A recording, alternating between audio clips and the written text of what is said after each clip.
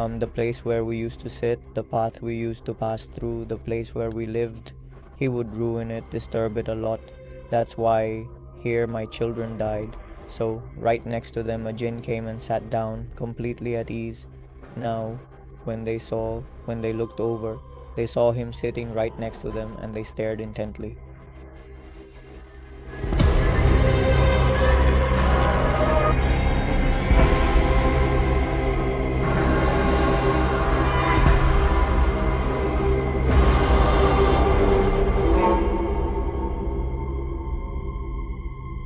That sounds perfectly fine to me, and I completely understand everything you have just laid out. I am more than happy to go along with that plan exactly as you described it right now. Now, what happened was that a woman's shadow had come over him because you see, he had a lot of strange habits. What he used to do was always act in odd and peculiar ways. By odd and peculiar, I mean doing things that would make it seem like something was always hanging over him, that something could happen to him at any time for no reason. For example, he didn't care about prayers, and on top of that, he would go and sit under any random tree or anywhere else.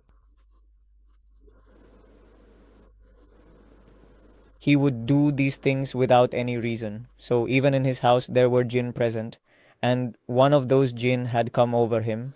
Now, what would happen was his name was Rizwan Bai, and he was very healthy, but that jinn would somehow draw blood from him. The way it would draw blood was that when he woke up in the morning, there would be large marks on his body, about as big as a normal drinking glass, the size of a regular water glass. There would be these large circles formed on his hands and on his body, just like when we do cupping therapy. You know how we get therapy done, like cupping therapy. That's how those marks would appear on him, so people would ask, what is all this? What's happening? At first, he just had a normal fever and such, so everyone thought, Makai, let's get him checked by a doctor. But when blood started coming out of his body and he was hospitalized, the doctor said he has very little time left. He might not survive because he has lost almost all his blood. So the problem was, normally, people thought it must be something minor, maybe an infection or something like that for which he was being treated. He didn't have any external bleeding, but his whole body was covered in marks. Patches would appear as if someone had drawn blood with a syringe. He used to be so healthy, but he became extremely thin and frail. Then he was hospitalized. During those days, my aunt and my mother were having a lot of arguments, a lot of fights. She kept saying, you do something, save him, because it has become very difficult for him. Do whatever you can, I just want my son to be okay. So my mother said, there's no problem, I'll call my brother, our uncle. When she called him, our uncle said, he doesn't have much time left. It's unlikely he'll survive, but I'll try. Then, when our uncle started his work, he did it completely, wholeheartedly, as only he could. But he was coming and saying, we will kill him, we won't let him go. And these were those uncles, the elder ones. Yes, we have only one uncle who used to remove all such things, so we said we will kill him, we won't let him go. Because he used to bother us a lot. He used to trouble us wherever we sat, wherever our path was, wherever our resting place was, he would ruin it.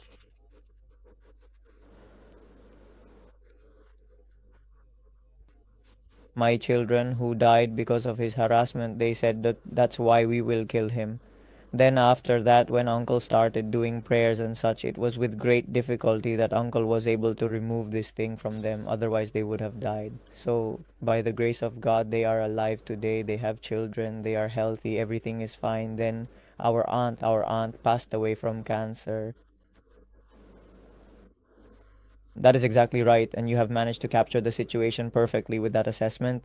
It is quite clear when you look at all the details involved that your conclusion is the only one that truly makes sense here. There is really no doubt about it at all, as every piece of evidence we have seen so far points directly to the same result you just described so well.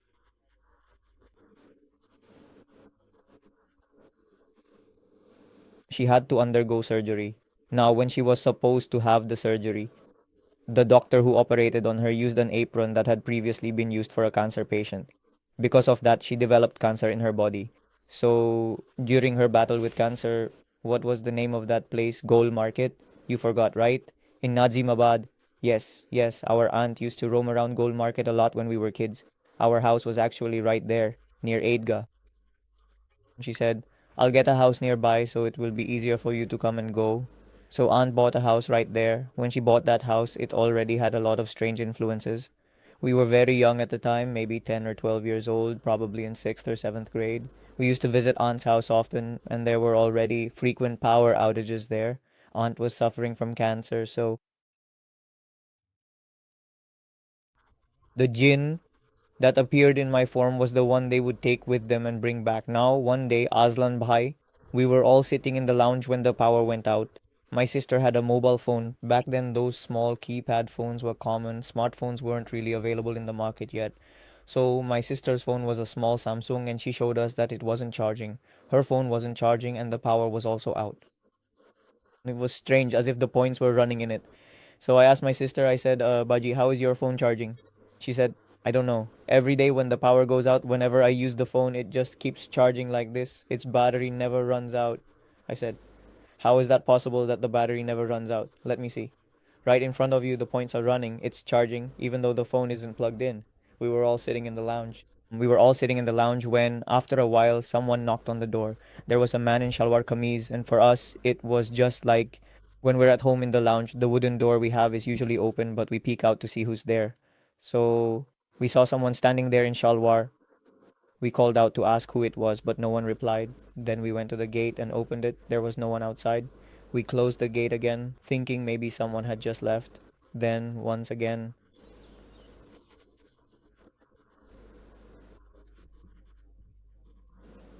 then we opened the gate again, but again no one was there. After that, our eldest sister, she's in Dubai now, when she used to visit, this kind of thing would happen to her too. At first, she didn't live with our mother. Let me tell you, before she went to Dubai, she rarely stayed at home. One day, after taking a shower, she came out and something happened to her. She was sitting and drying her hair, and right next to her, a jinn came and sat down. It was sitting there completely calmly. Now, when she looked over while drying her hair, she happened to glance to the side and saw it right next to her. She screamed loudly, and then she ran away, saying, I just saw something here, something like this is here. My aunt said, no, it must be your imagination. That can't happen here. How could it be? But there were so many supernatural occurrences in that house that even the cancer my aunt had was cured there.